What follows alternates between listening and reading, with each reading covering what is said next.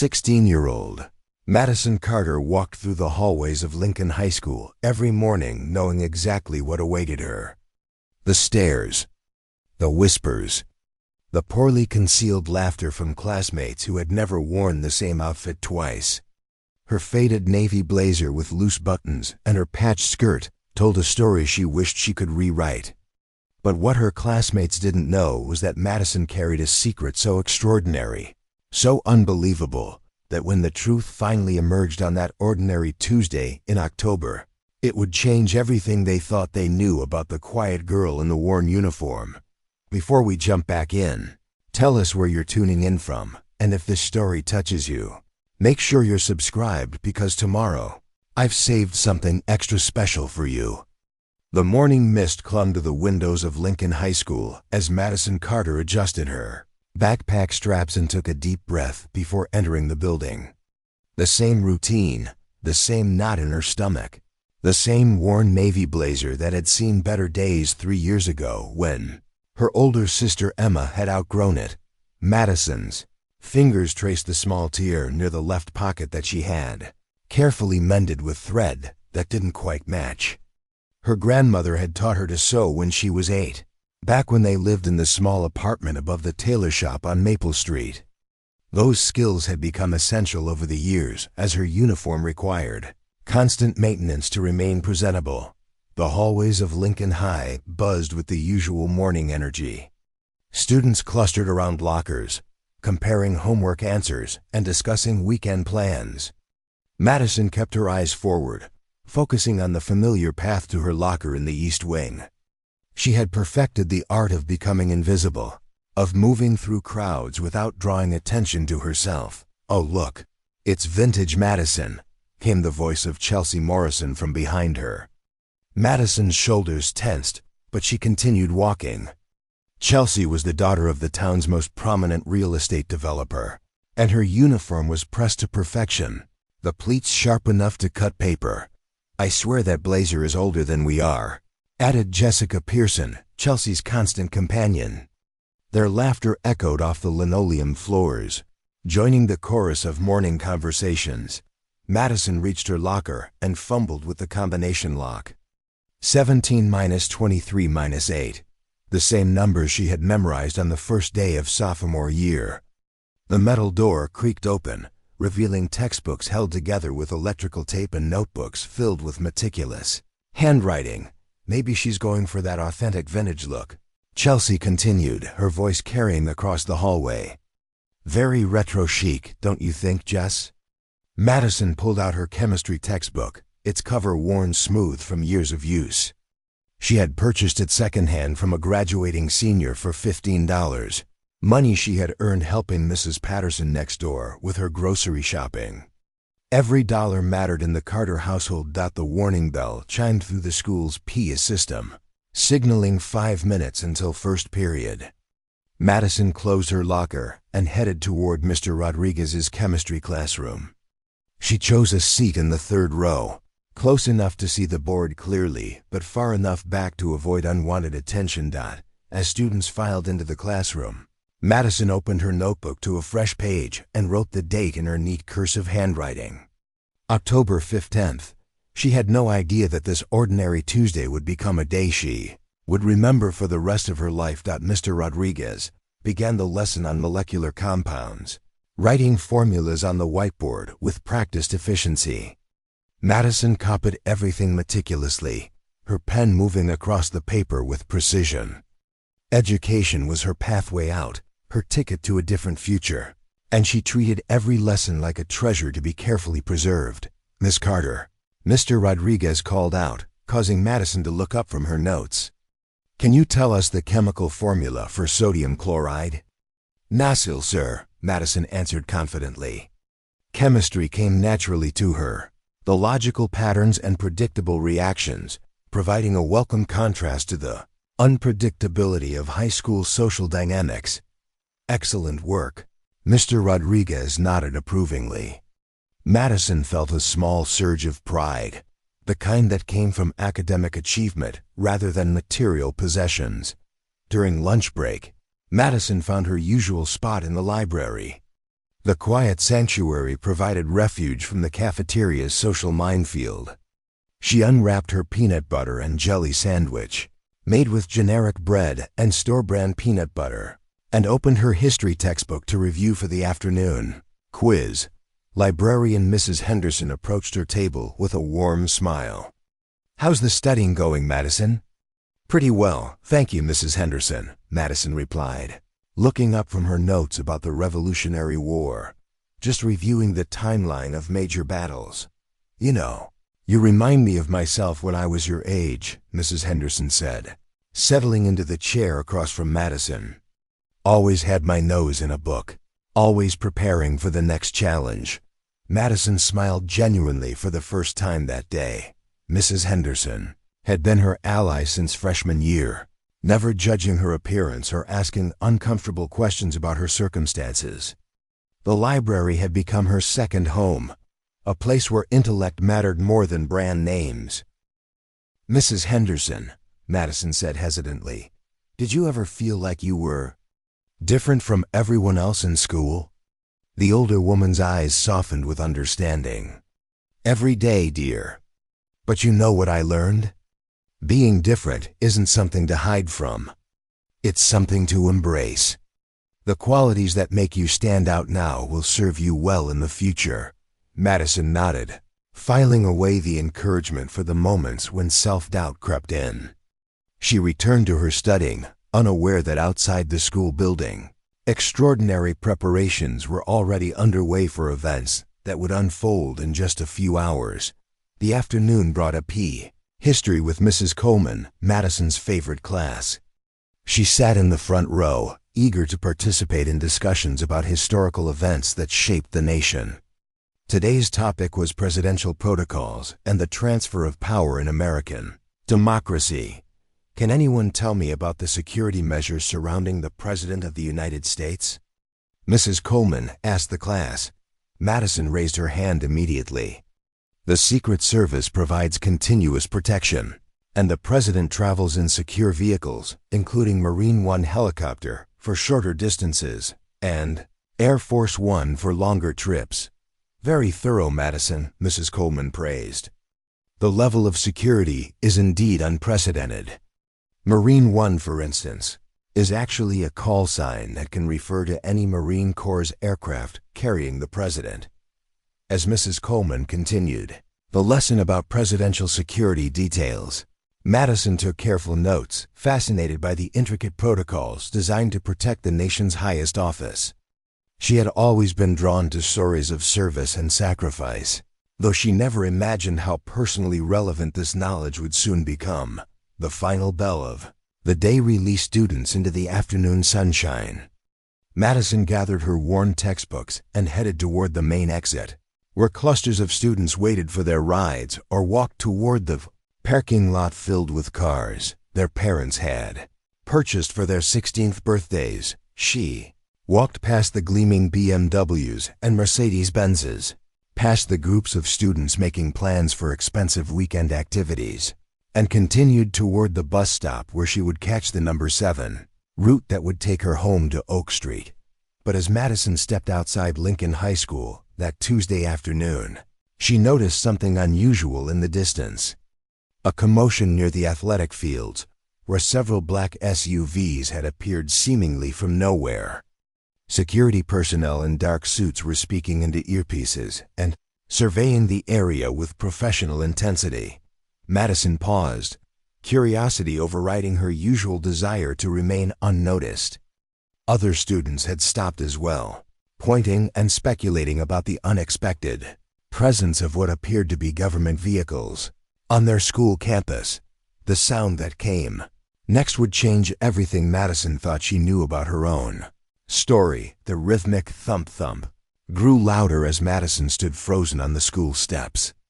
Above the tree line beyond the football field, a green and white helicopter emerged, its rotors cutting through the October air with mechanical precision. Students around her pulled out their phones, some recording, others frantically texting friends who had already left campus. "Is that what I think it is?" whispered Tyler Bennett, a senior who had been walking toward the parking lot. His question hung in the air as more students gathered, forming an impromptu crowd on the front lawn of Lincoln High. Madison's heart began racing, but not from excitement like her classmates. A cold dread settled in her stomach as she recognized the distinctive markings on the aircraft. Marine One, the official helicopter of the President of the United States, was descending toward her school, and Madison knew exactly why. Principal Harrison burst through the main doors, his usually composed demeanor replaced by barely controlled panic. Behind him came Assistant Principal Valdez and several teachers, all looking bewildered by the unprecedented situation unfolding on their campus. "Everyone needs to step back immediately," Principal Harrison announced, his voice carrying across the crowd. "Please maintain a safe distance from the landing area." But the students pressed closer, their teenage curiosity overriding any concern for protocol. Chelsea Morrison pushed to the front of the crowd, her phone already live-streaming to her social media followers. "Oh my God. You guys, this is insane." Chelsea spoke into her phone's camera. "The President's helicopter is literally landing at our school right now. Like, what even is happening?" Madison stepped backward, hoping to blend into the crowd or, better yet, disappear entirely. She pulled her worn blazer tighter around herself and tried to calculate the quickest route to the bus stop. Maybe if she left now, she could avoid whatever was about to unfold, but it was too late. Preparing and narrating this story took us a lot of time, so if you are enjoying it, subscribe to our channel. It means a lot to us. Now back to the story. Marine One touched down on the athletic field with practiced precision, its rotors gradually slowing but continuing to turn. The side door opened, and two Secret Service agents emerged first, their eyes scanning the crowd of teenagers with professional vigilance. They wore dark suits and earpieces, their movements coordinated and efficient. Madison watched in horror as one of the agents spoke into his wrist microphone and then began walking directly toward the crowd. "Toward her, Madison Carter," Agent Rodriguez called out, his voice authoritative but not unkind. "We need you to come with us, please." The collective gasp from the student body was audible. Every head turned toward Madison, who stood paralyzed on the school steps. The quiet girl in the faded uniform, the one they had mocked and ignored, was being summoned by the Secret Service. Chelsea's livestream nearly slipped from her hands. Did he just say Madison Carter? Weird Madison with the old uniform? "This has to be some kind of mistake," Jessica Pearson muttered, her voice barely audible above the murmur of confused students. Agent Rodriguez approached Madison with measured steps. "Miss Carter, your father needs to see you immediately. We have instructions to escort you to Marine One." Madison's legs felt like they might give out beneath her. She had dreaded this moment for months, hoping against hope that her carefully constructed normal teenage life could continue just a little longer. The secret she had guarded so fiercely was about to be exposed in the most public way possible.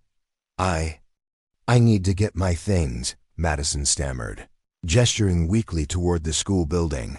"We'll have someone collect your belongings," Agent Rodriguez replied gently. "Right now we need to move quickly." Mrs. Henderson appeared at Madison's side, having rushed outside when she heard the commotion. "Madison, dear, what's happening? Are you in some kind of trouble?" "No trouble, ma'am," Agent Rodriguez assured the librarian. "Miss Carter is needed for official business." Madison turned to Mrs. Henderson, the woman who had been her refuge during countless difficult days. "Thank you for everything," she said quietly, her words carrying more weight than the librarian could possibly understand. As Madison walked across the school grounds toward Marine One, flanked by Secret Service agents, the crowd of students followed at a respectful distance. Their phones captured every step, every moment of the surreal scene unfolding before them. Tyler Bennett lowered his phone and stared in disbelief. "Guys, I think Madison Carter might be related to someone really important." "But she's nobody," Chelsea protested, though her voice lacked its usual confidence. "She shops at thrift stores and eats generic peanut butter sandwiches." "Agent Chun," The second Secret Service agent held up a hand to stop the following crowd. "This is as far as you go," he announced firmly. "Please maintain your distance for security purposes." The students stopped, forming a semicircle about 50 yards from the helicopter. They watched in stunned silence as Madison approached Marine One, her worn uniform and patched backpack creating a stark contrast against the backdrop of presidential security. Another figure emerged from the helicopter, and this time the gasps from the crowd were even louder. Senator Patricia Wells, the chair of the Senate Intelligence Committee, stepped onto the tarmac. Her silver hair was perfectly styled despite the helicopter ride, and her navy suit projected an air of authority that commanded immediate respect. But it was the man who emerged after Senator Wells that caused Madison's knees to buckle. Tall and distinguished, with graying hair and the bearing of someone accustomed to great responsibility, President James Carter stepped out of Marine One and looked directly at his daughter. The student body of Lincoln High School fell into complete silence. Cell phones continued recording, but no one spoke. The impossible had just become reality before their eyes. President Carter walked toward Madison with quick, purposeful steps.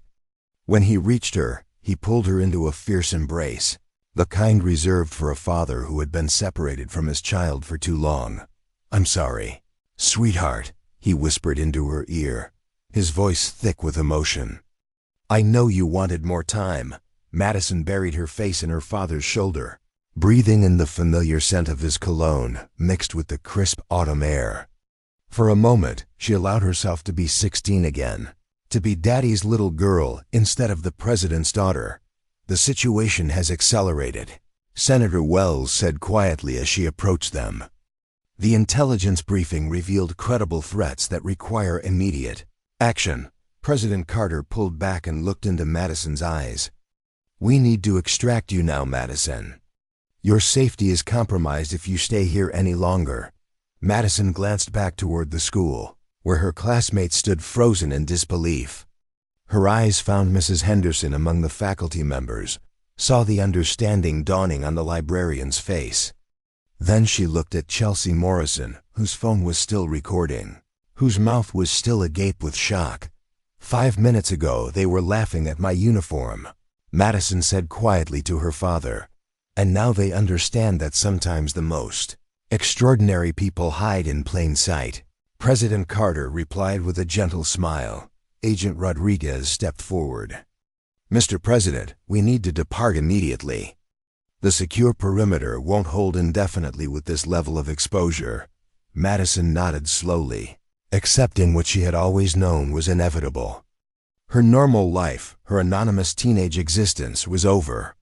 She was the president's daughter, and that truth came with responsibility she could no longer avoid. As they walked toward Marine One together, Madison caught fragments of whispered conversations from the crowd. "That's actually the President of the United States. Madison Carter is the president's daughter? She's been going to school with us this whole time. Why was she wearing those old clothes? How did we not know?" Chelsea Morrison had stopped filming, her phone hanging limply at her side. The girl she had mocked every morning, the target of her casual cruelty, was stepping into Marine One with the most powerful person in the world. Principal Harrison finally found his voice. "Students, please return to the building immediately. We'll be conducting an orderly dismissal shortly." But no one moved. They remained transfixed as Madison paused at the helicopter door and turned back one final time.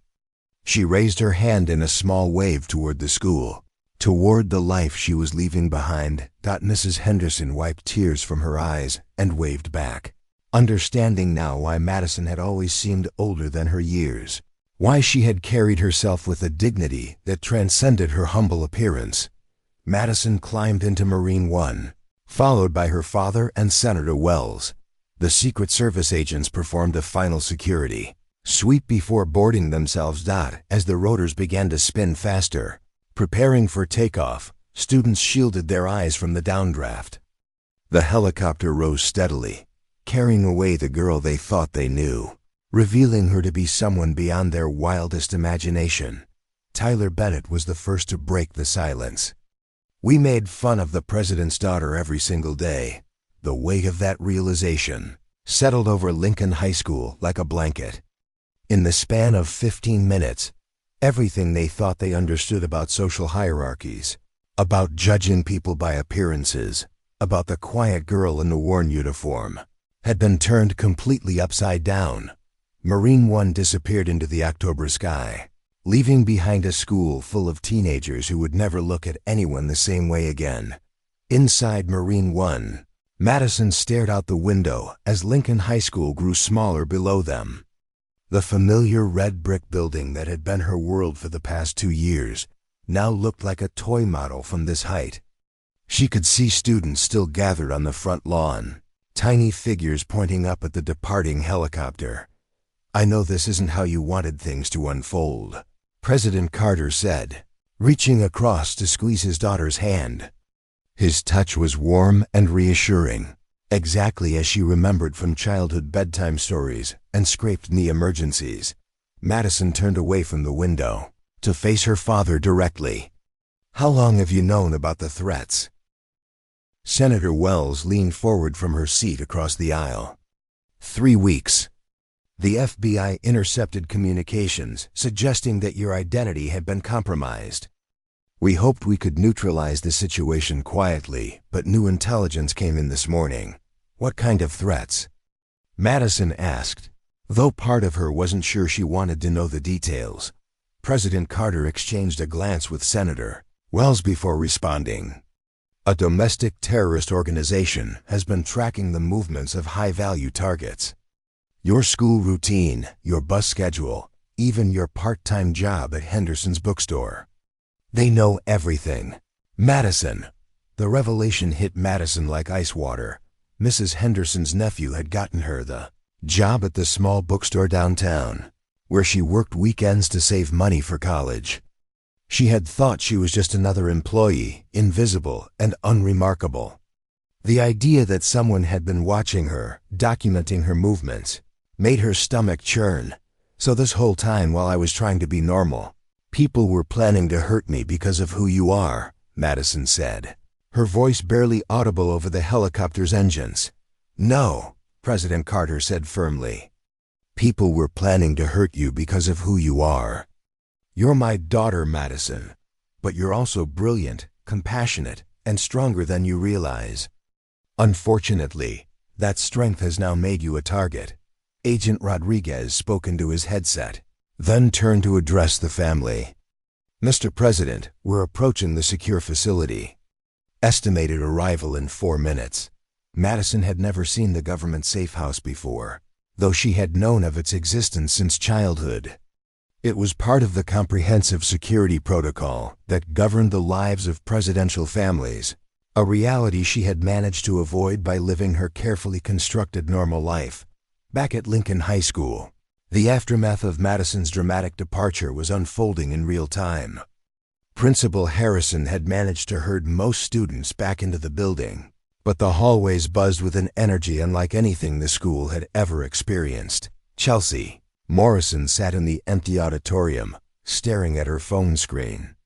The live stream she had been broadcasting had been viewed over 50,000 times in the past hour, and the comments section was exploding with reactions from viewers around the world.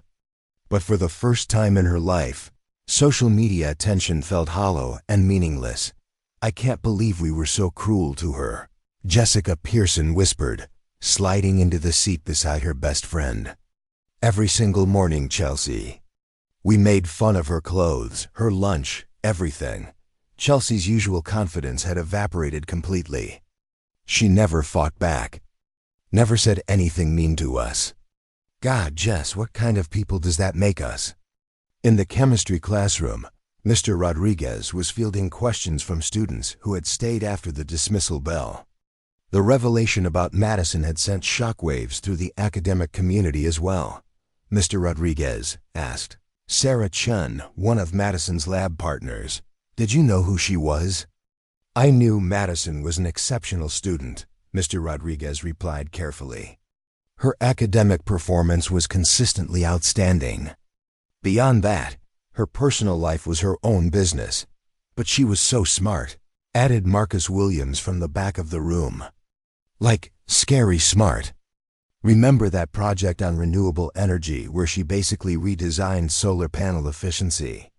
I thought she was just really into science. Mr. Rodriguez nodded thoughtfully. Madison approached every assignment with the kind of critical thinking usually reserved for graduate-level work. Now I understand why.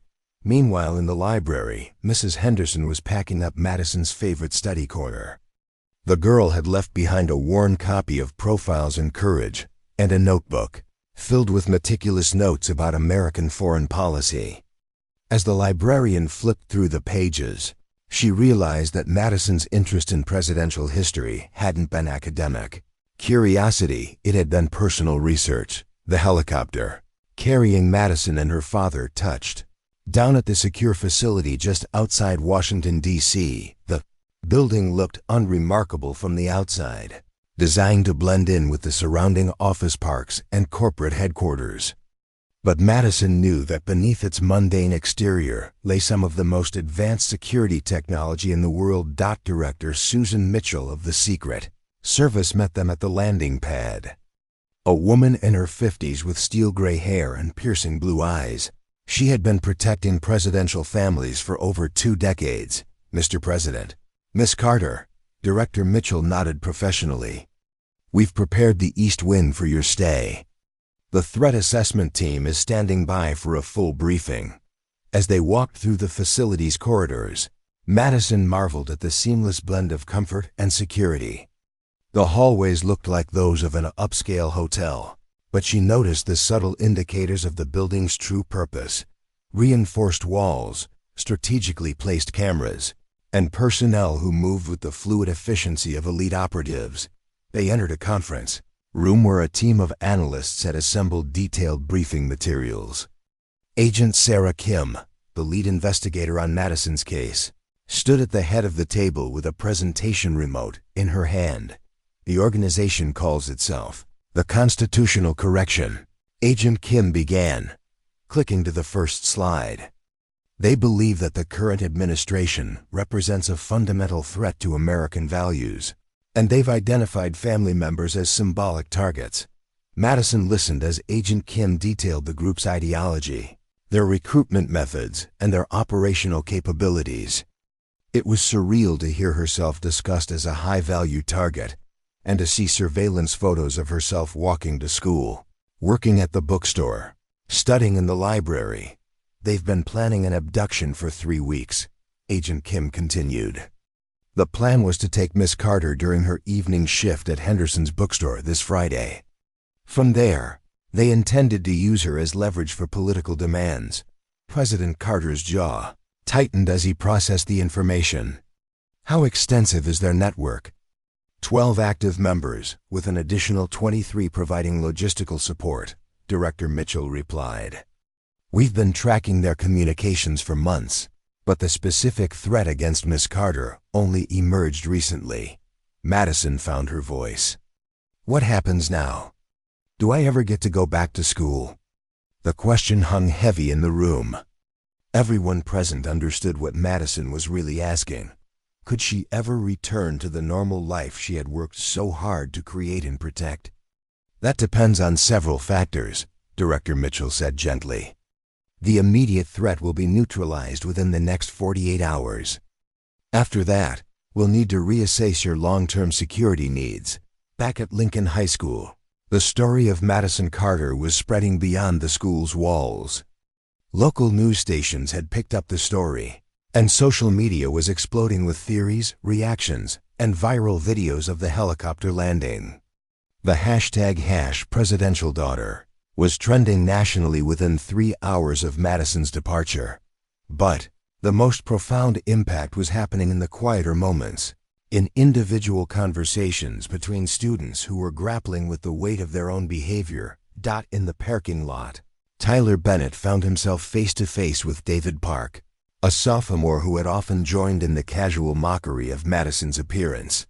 I feel sick, David admitted, leaning against his older brother's Honda Civic. Like, physically sick. We spent 2 years making that girl's life miserable, and she was dealing with being the president's daughter the whole time. Tyler nodded grimly. Makes you wonder what else we don't know about people, doesn't it? The conversation was happening all over campus. Students were confronting the uncomfortable reality of their own assumptions, their casual cruelty, and the girl who had endured it all with quiet dignity. In the teacher's lounge, faculty members were having their own reckonings. Miss Patricia Coleman, Madison's AP history teacher, was sharing her observations with her colleagues. She knew more about presidential security protocols than I did, Ms. Coleman admitted. During our unit on the executive branch, her insights were so sophisticated that I thought she was just exceptionally well-read. Now I realize she was speaking from personal experience. The custodial staff, too, had their own perspective on Madison. Frank Morrison, who had worked at Lincoln High for 15 years, remembered countless evenings when Madison had stayed late in the library, often being the last student to leave the building. That girl was always respectful, Frank told his wife over dinner that evening. Never left a mess. Always said thank you when I had to lock up around her. You don't see that kind of manners much anymore. As evening fell over the secure facility, Madison sat with her father in a comfortable living room that felt nothing like the White House residence. The furniture was generic but well-made, the kind found in upscale hotels. Through bulletproof windows, she could see the lights of suburban Washington twinkling in the distance.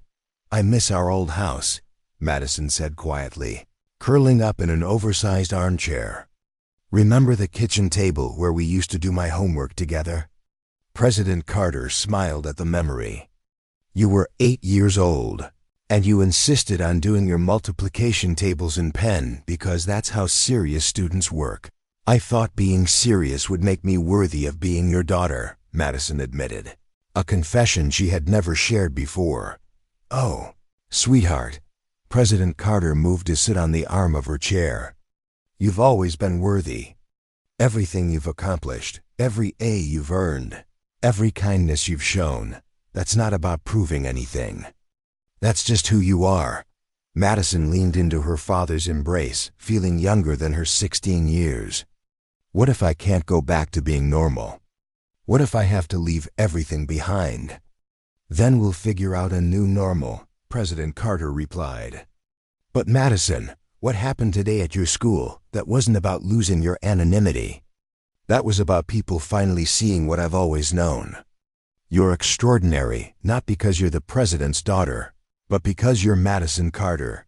Agent Kim entered the room with an update. Mr. President, we've made significant progress. 3 of the primary targets have been taken into custody, and we're closing in on the rest of the network. How long before it's safe for Madison to resume her normal activities? President Carter asked. If the operations continue at this pace, possibly within the week, Agent Kim replied. However, there will need to be enhanced security measures going forward. Madison processed this information, understanding that while she might be able to return to Lincoln High School, nothing would ever truly be the same. Her classmates now knew her secret. Her identity was public knowledge, and the comfortable invisibility she had cultivated was gone forever.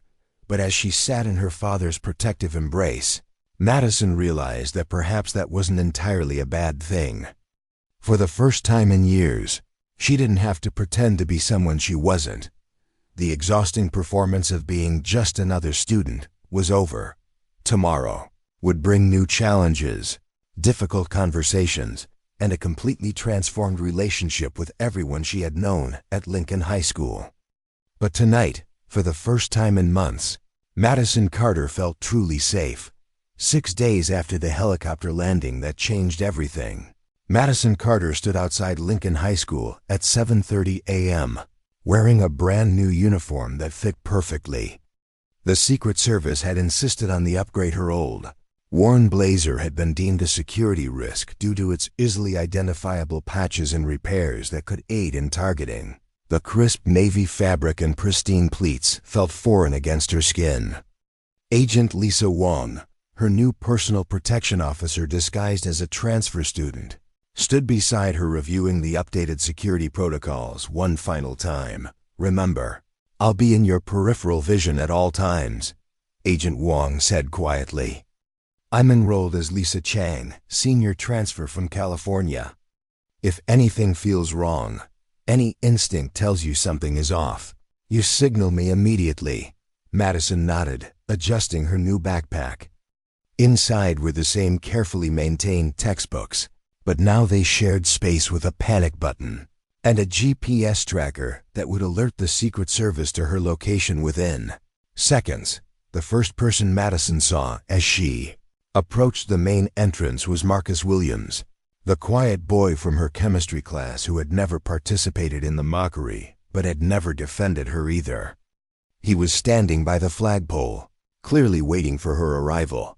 "Madison," Marcus called out, jogging to catch up with her. I wanted to apologize. I should have said something before about how some people treated you." "I was a coward." Madison paused, studying Marcus's face. His regret appeared genuine, tinged with the kind of shame that comes from recognizing one's own moral failures. "Thank you, Marcus. That means a lot. I also wanted to ask," Marcus continued hesitantly, "are you okay? Like really okay? The news said there were people trying to hurt you." Before Madison could respond, Agent Wong smoothly interjected. "Hi, I'm Lisa Chang. I'm new here. Could you point me toward the main office?" Marcus looked confused by the interruption, but Madison seized the opportunity. "Marcus, this is Lisa. She's showing me around today. Maybe we can talk more later." As they walked toward the building, Madison caught sight of Principal Harrison standing near the entrance with two men in suits who were definitely not teachers. The Secret Service had clearly been busy over the weekend, implementing security measures that would protect Madison while maintaining the appearance of normal school operations. The hallways of Lincoln High felt different now. Conversations stopped when Madison passed, replaced by whispered exchanges and not so subtle staring. But the energy wasn't hostile, it was curious, respectful, and tinged with something Madison had never experienced before. Chelsea Morrison was standing at her locker when Madison approached hers, just 3 doors down. For a moment, the two girls faced each other in awkward silence, the weight of years of casual cruelty hanging between them. "Madison," Chelsea began, her voice lacking its usual confidence, "I need to talk to you. Could we maybe find somewhere private?" Madison hesitated, glancing toward Agent Wong, who gave an almost imperceptible nod. "The library has study rooms. Mrs. Henderson usually opens them early." They walked through the hallways together, an unlikely pair that drew stares from other students. Chelsea Morrison, the queen of Lincoln High's social hierarchy, voluntarily sought out the girl she had tormented for 2 years. Mrs. Henderson looked up from her desk as they entered the library, her face brightening when she saw Madison. "Welcome back, dear. I've kept your favorite corner just as you left it." "Thank you, Mrs. Henderson. Could Chelsea and I use study room B for a few minutes?" The librarian nodded, understanding the gravity of the request. "Of course. Take all the time you need." Once inside the small study room with its single table and 2 chairs, Chelsea seemed to deflate. The polished confidence that had made her a social force at Lincoln High crumbled, leaving behind a 16-year-old girl grappling with the consequences of her actions. "I don't even know how to begin," Chelsea said, staring at her hands folded on the table. "Madison, I was horrible to you. Not just mean horrible. And you never deserved any of it." Madison waited, allowing Chelsea to find her words without interruption. "The thing is," Chelsea continued, "I knew you were smart. Smarter than me, smarter than most of our teachers. And instead of respecting that, I targeted you for it. I made fun of your clothes because I was threatened by your intelligence. Why tell me this now?" Madison asked quietly. "Because you found out who my father is?" Chelsea shook her head vigorously.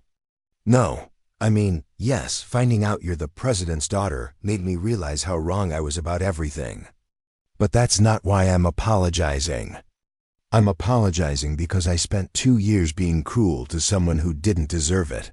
And that makes me a terrible person regardless of who your father is. Madison studied Chelsea's face, searching for signs of insincerity or manipulation. But what she saw was genuine remorse and the kind of self-awareness that comes from uncomfortable self-reflection. I accept your apology, Madison said simply. But I need you to understand something. The clothes, the lunches, the second-hand books, that wasn't about hiding my identity. That was about my choice to live authentically instead of relying on my father's position. Chelsea nodded slowly. I think that makes it worse, actually. You chose to live like a regular person, and we punished you for not being wealthy. Their conversation was interrupted by the warning bell. As they gathered their things, Chelsea made one more attempt to bridge the gap her behavior had created. Madison, I know I don't have the right to ask this, but could we maybe start over? I'd like to know the real you, if you'd let me. Madison considered the request carefully. Trust, once broken, required careful reconstruction. But she had learned from her father that leadership sometimes meant offering second chances to those who genuinely sought redemption. We can try, Madison said. But it will take time, and it has to be real. No more fake friendliness when it's convenient. As they left the library, Agent Wong fell into step beside Madison, having monitored the entire conversation through nearly invisible surveillance equipment. The Secret Service left nothing to chance when it came to the president's daughter. Madison's first class was a P, chemistry, with Mr. Rodriguez, who had spent the weekend researching how to maintain classroom normalcy while accommodating a student under federal protection. He had decided to treat Madison exactly as he always had, as a gifted student who deserved academic challenges. Miss Carter, Mr. Rodriguez said as students settled into their seats, I trust your week away didn't impact your preparation for today's lab on molecular bonding? Madison smiled, appreciating his approach. Not at all, Mr. Rodriguez. I reviewed the material over the weekend, but as the class progressed, Madison became aware of the subtle changes in her classmates' behavior. Sarah Chun, her usual lab partner, seemed nervous and overly deferential. Instead of their typical collaborative approach to experiments, Sarah kept asking Madison for approval before every step. Sarah, Madison said quietly as they prepared their chemical solutions, you know this material as well as I do. You don't need to treat me differently because of what happened last week. I know, Sarah replied, but her voice lacked conviction. It's just ... I keep thinking about how we never really knew you. Like the real you. And now I'm wondering what other things I don't know about the people around me. Madison realized that her revealed identity had created ripple effects she hadn't anticipated. Her classmates weren't just reevaluating their relationship with her, they were questioning their assumptions about everyone in their lives. During lunch, Madison found herself facing a new challenge. Instead of eating alone in the library, as had been her custom, she was surrounded by students eager to make connections with the president's daughter.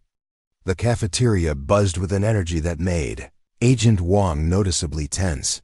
Tyler Bennett approached her table with his lunch tray, asking permission to sit down with a formality that felt strange and uncomfortable. Tyler, you don't need to ask permission to sit, Madison said. But I appreciate the courtesy. I've been thinking all weekend about what you must have been going through, Tyler said, settling into the chair across from her. Keeping that kind of secret while dealing with all the regular high school stuff. It must have been incredibly isolating. Madison was struck by Tyler's insight. Most of the attention she had received focused on the glamour and excitement of her identity reveal. But Tyler had grasped the emotional cost of her situation. It was lonely sometimes, Madison admitted. But it also taught me to value authentic relationships over superficial ones. Their conversation was joined by David Park, the sophomore who had been part of Chelsea's circle, but had undergone his own transformation over the weekend. Madison, I owe you an apology too, David said, his voice carrying the weight of genuine regret. I laughed when other people made fun of you, and that was wrong. I was too much of a follower to stand up for what was right. David, you're 15, Madison replied gently. Learning to stand up for others is part of growing up. The important thing is that you're learning. As lunch continued, Madison found herself at the center of increasingly deep conversations about identity, authenticity, and moral courage. Her classmates were grappling with questions they had never considered before, and many were looking to her for guidance. But the most significant encounter of the day came during her final class, a PE history with Mrs. Coleman. As students filed out after the bell, Mrs. Coleman asked Madison to stay behind. I've been teaching for 22 years, Mrs. Coleman said, settling into the chair beside Madison's desk. And I've never had a student whose personal experience is so directly related to our curriculum. Madison waited, unsure where the conversation was heading. Your insights during our discussions of presidential history, your questions about executive power and constitutional law, assumed you were just exceptionally engaged with the material. Now I understand that you were processing your own lived experience. In some ways, studying presidential history helped me understand my father's job, Madison said. But it also helped me understand the weight of the decisions his family has to make. Mrs. Coleman nodded thoughtfully. Madison, I want you to know that your secret doesn't change my assessment of your academic abilities. You earned every grade through your own merit. But I'm curious, would you be willing to share some of your insights with future classes? Not as the president's daughter, but as someone with a unique perspective on American government. The request surprised Madison. She had expected her teacher to treat her differently, to either coddle her or exploit her connection to power. Instead, Mrs. Coleman was offering her an opportunity to contribute meaningfully to other students. Education. I'd like that, Madison said. As long as we can focus on the academic aspects rather than the personal details. As Madison left school that day, Agent Wong maintaining her protective distance, she reflected on the complex dynamics her return had created. Some relationships had been damaged beyond repair. Others were slowly healing, and new connections were forming based on mutual respect, rather than social hierarchy. The bus ride home, now accompanied by discreet, Secret Service surveillance, gave Madison time to process the day's events. Through the window, she watched the familiar neighborhoods roll by, thinking about how much her perspective on her own life had shifted in just 1 week. Her phone buzzed with a text message from an unknown number. Agent Wong immediately appeared at her shoulder, checking the device before allowing Madison to read it. The message was from Marcus Williams. Thank you for being gracious today. You didn't have to forgive any of us, but you did anyway. That says a lot about who you are. Madison smiled as she typed her response. Forgiveness isn't about forgetting what happened. It's about choosing to believe people can grow and change. As the bus approached her stop, Madison realized that returning to Lincoln High School hadn't been about resuming her old life. It had been about beginning a new chapter where authenticity and genuine relationships took precedence over the careful performance she had maintained for so long. Agent Wong accompanied her to the front door of the modest house on Oak Street, where Madison had lived since freshman year, another part of her carefully constructed normal existence that would now require enhanced security measures. How did today feel? Agent Wong asked as they paused on the front porch. Madison considered the question carefully. Different. Harder in some ways, easier in others. But real, for the first time in a long time. Inside, Madison found a care package from Mrs. Henderson containing her favorite books and a handwritten note for the remarkable young woman who taught an old librarian that extraordinary people come in the most unexpected packages. As Madison settled into her homework routine that evening, she realized that while the dramatic helicopter rescue had ended one chapter of her story, it had also begun another one where she no longer had to choose between being the president's daughter and being herself. 3 weeks after her dramatic return to Lincoln High School, Madison Carter was beginning to understand that her biggest challenge wasn't managing secret, service protection, or handling the lingering media. Attention, it was navigating the unexpected consequences of authenticity. The transformation in her daily experience had been profound, but not always in the way she had anticipated. Students who had previously ignored her existence now sought her opinions on everything, from foreign policy to college recommendations. Teachers deferred to her insights in ways that made her uncomfortable. Even the cafeteria staff treated her with a reverence that felt more appropriate for visiting dignitaries than 16-year-old students. On this particular Thursday morning, Madison sat in the office of Dr. Rebecca Walsh, the school counselor she had never needed to visit before. Dr. Walsh had requested the meeting after observing concerning patterns in Madison's interactions with her peers. "I've been watching how other students respond to you," Dr. Walsh said, her voice gentle but direct. "And I'm worried that you're becoming isolated in a completely different way than before." Madison shifted uncomfortably in her chair. Agent Wong, maintaining her cover as transfer student Lisa Chang, sat in the hallway outside, but Madison knew she could hear every word through her sophisticated monitoring equipment. "What do you mean?" Madison asked, though she suspected she already knew. "Before, you were invisible because students dismissed you," Dr. Walsh explained. "Now, you're becoming unreachable because they've elevated you beyond the realm of normal teenage relationships. Both situations prevent you from forming genuine connections." Dr. Walsh was right, and Madison knew it. The previous day, during lunch, she had overheard Jessica Pearson telling a group of underclassmen that Madison's opinions on the student council election were basically presidential endorsements and should be taken very seriously. "I never asked to be put on a pedestal," Madison said quietly. "I know. But the question is, what are you going to do about it?" Before Madison could respond, there was a gentle knock on the office door. Mrs. Henderson entered, carrying a manila folder and wearing the expression she reserved for serious library business. "I'm sorry to interrupt," Mrs. Henderson said. "But Madison, there's something you need to see." She opened the folder and pulled out a printed email. "This came to the school's general inbox this morning. It's a request from the Smithsonian Institution. They want to interview you for their exhibit on presidential families and the American educational experience." Madison read the email with growing disbelief. The curator was requesting her participation in a project documenting how children of political leaders navigate public education, citing her unique experience maintaining anonymity in a typical American high school. "They want to display artifacts from my time here," Madison said, looking up at the adults. "My old textbooks, photos from school events, even my worn uniform." Dr. Walsh and Mrs. Henderson exchanged meaningful glances. The request represented exactly the kind of elevation and objectification they had been discussing. "What do you want to do?" Mrs. Henderson asked. Madison folded the letter carefully.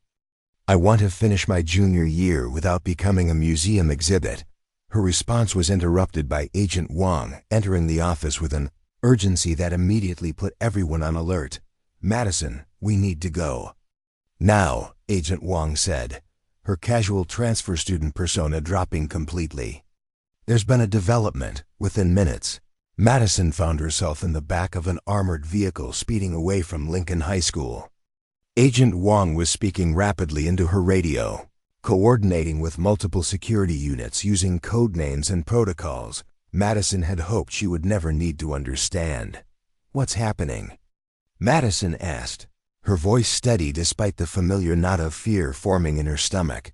"Intelligence suggests that a new group has been monitoring your school routine," Agent Wong explained. "They're not connected to the original threat, but they've been studying the security measures we put in place." The vehicle pulled into a secure facility downtown, different from the one Madison had stayed at during the initial crisis.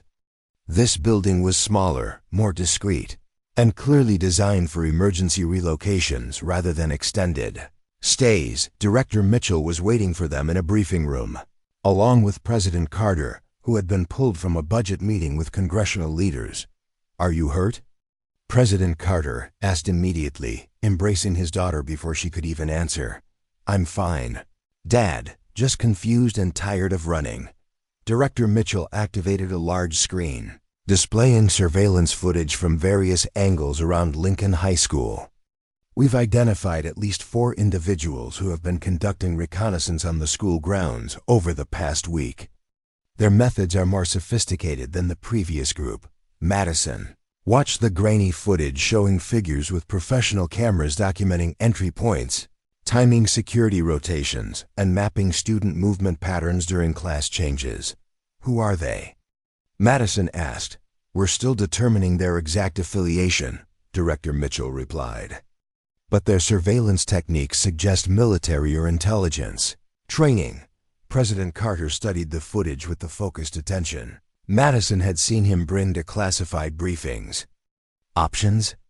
We can neutralize the immediate threat within 48 hours, Director Mitchell said. "But Madison, this incident highlights a fundamental problem. Your continued attendance at Lincoln High School creates security vulnerabilities that extend beyond just your personal safety." Madison felt her chest tighten. "You're saying I can't go back?" "We're saying that every day you attend school, you put other students and faculty at risk," Director Mitchell explained gently. "These groups aren't just targeting you. They're operating in an environment filled with innocent people who could become collateral damage." The weight of this realization settled over Madison like a heavy blanket. Her insistence on maintaining a normal teenage life wasn't just about her own desires, it was potentially endangering everyone around her. "What are my alternatives?" Madison asked, though she dreaded the answer. Agent Kim entered the briefing room with additional intelligence reports. "Miss Carter, we've developed several options. Private tutoring with security-cleared educators, enrollment in a specialized school for high-risk students, or accelerated graduation with immediate college placement under assumed identity." Each option represented a complete departure from the life Madison had been fighting to preserve.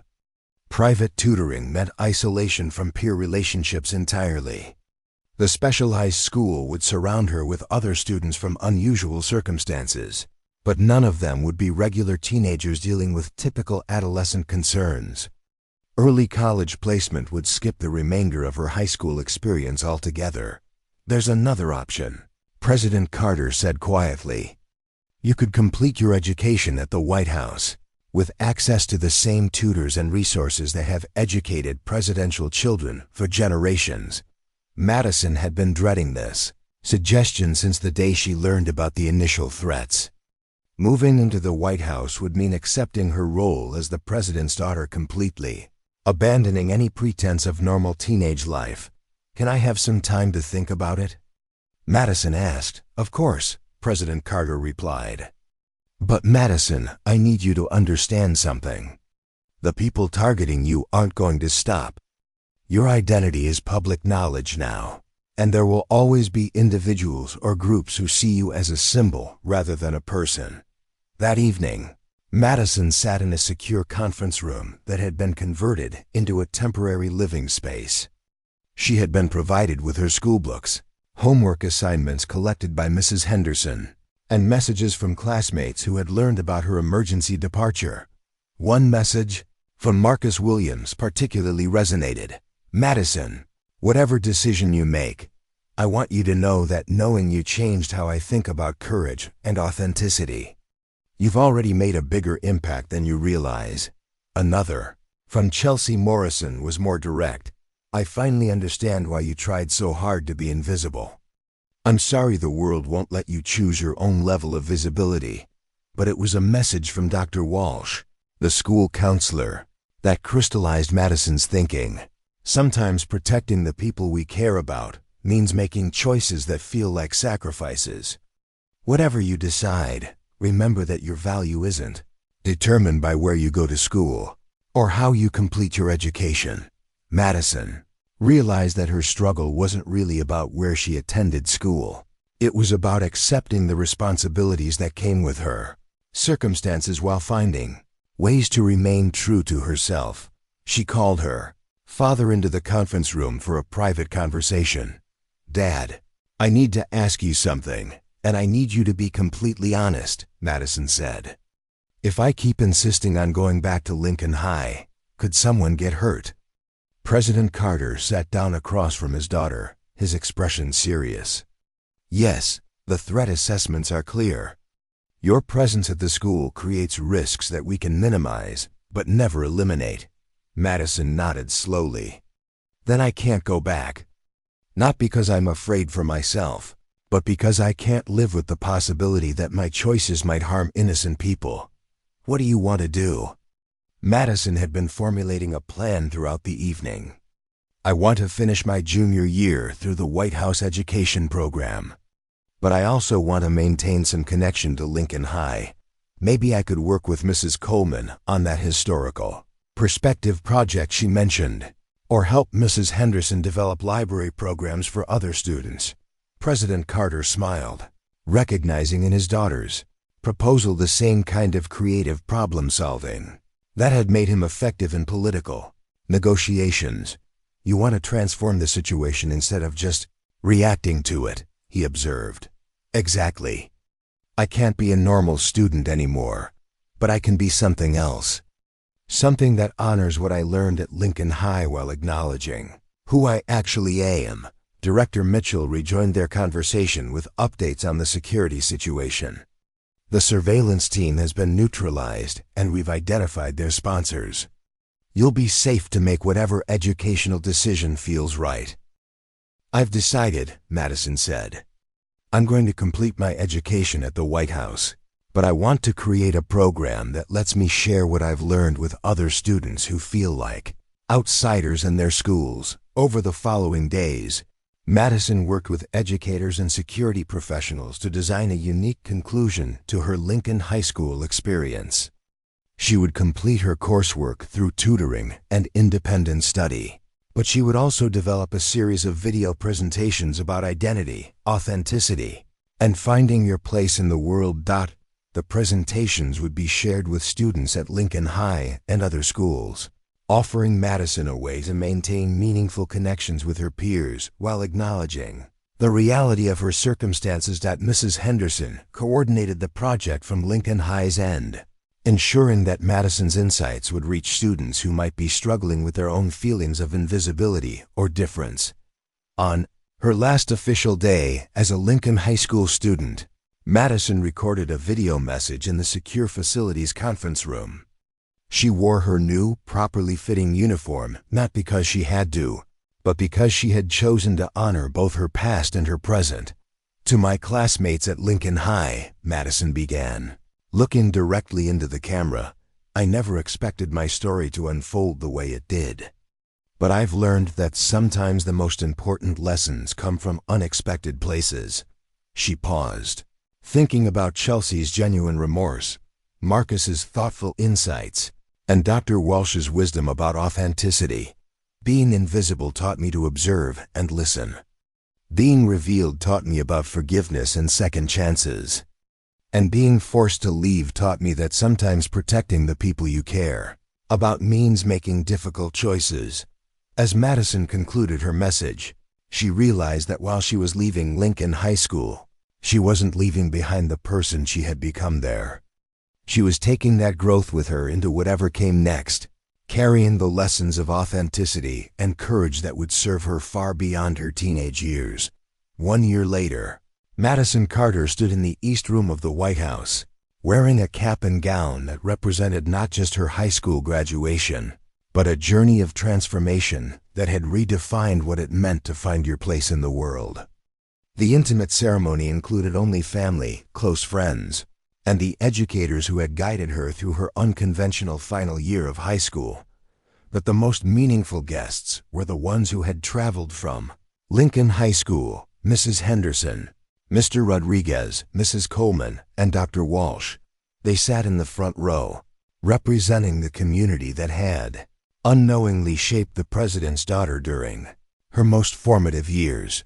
President Carter stepped to the podium to deliver remarks that were both deeply Personal and historically significant, the first time a sitting president had presided over his own child's graduation ceremony in the White House.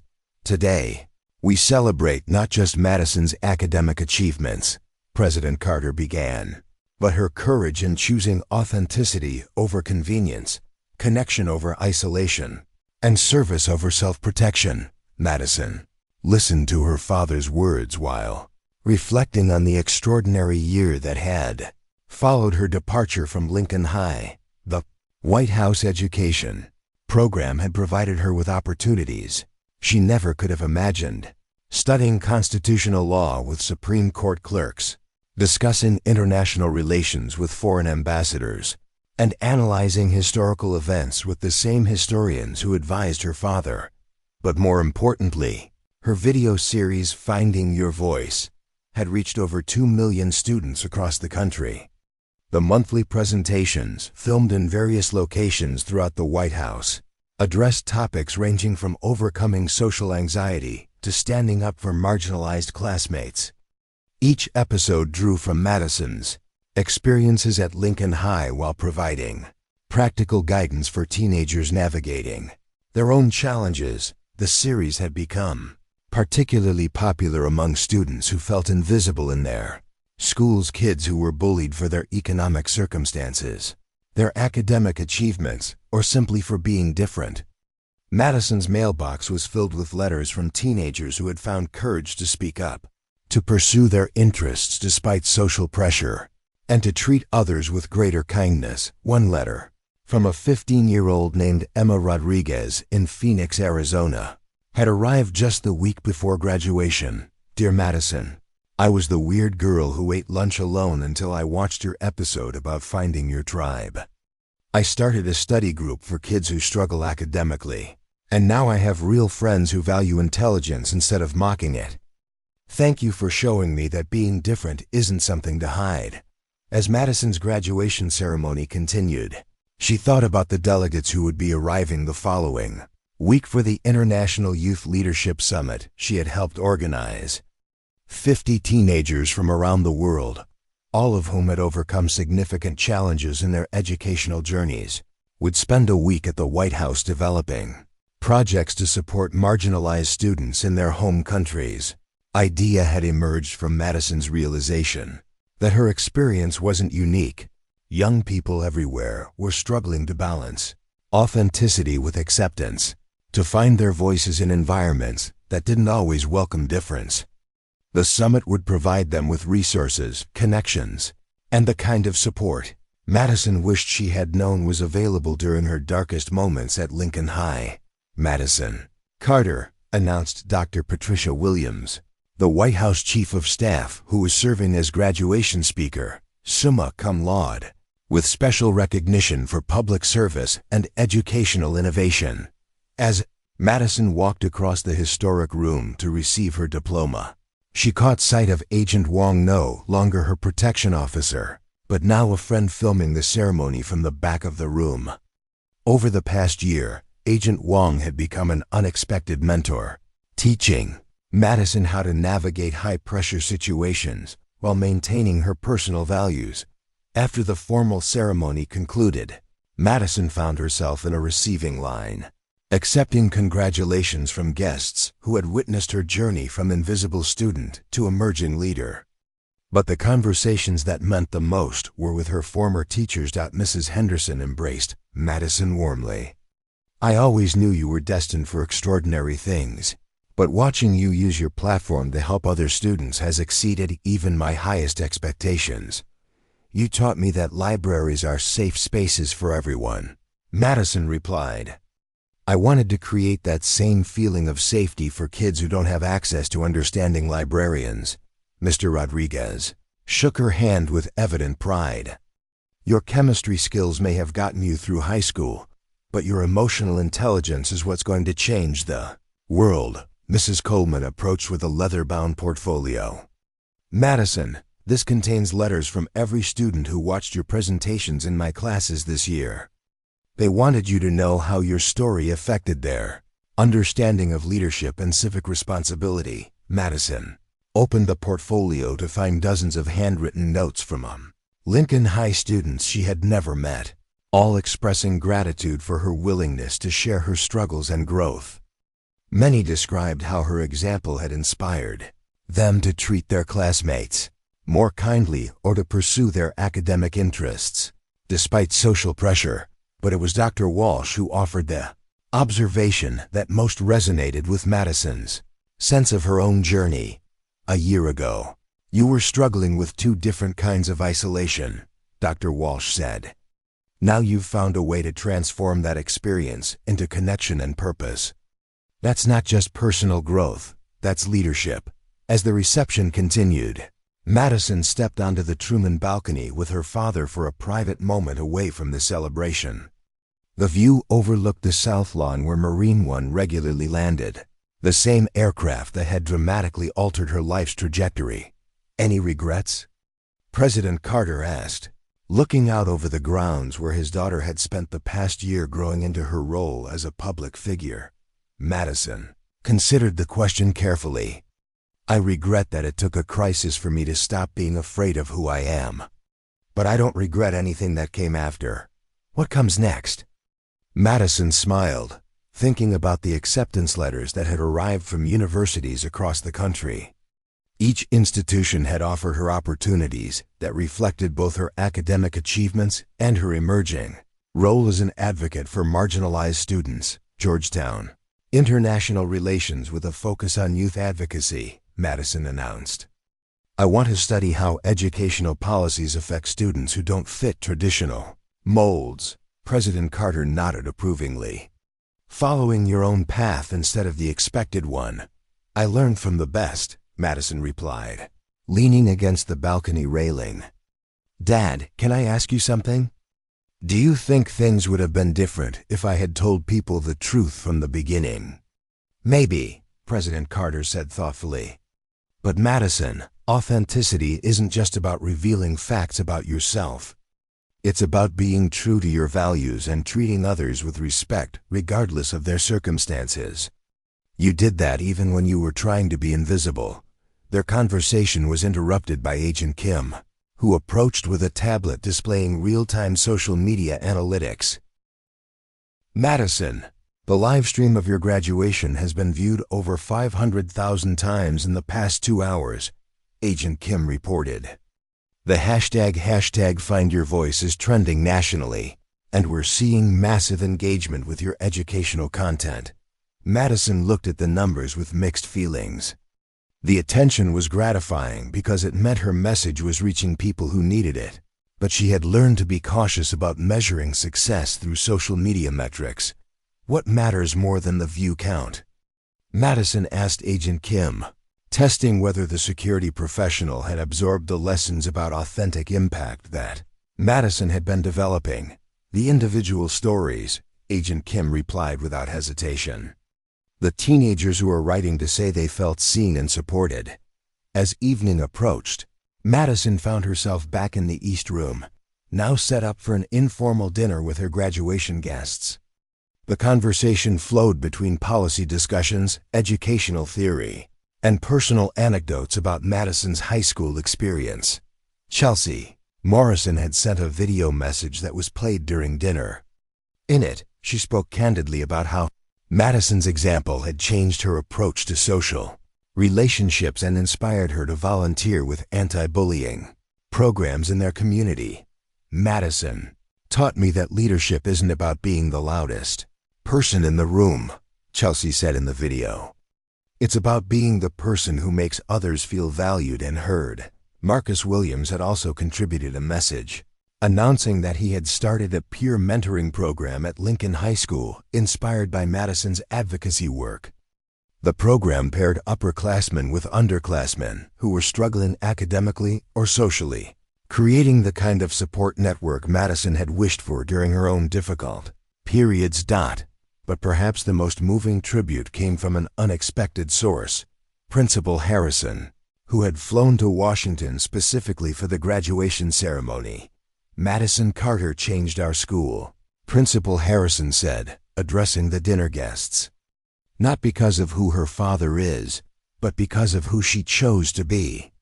Her example taught our entire community about the difference between tolerance and genuine acceptance.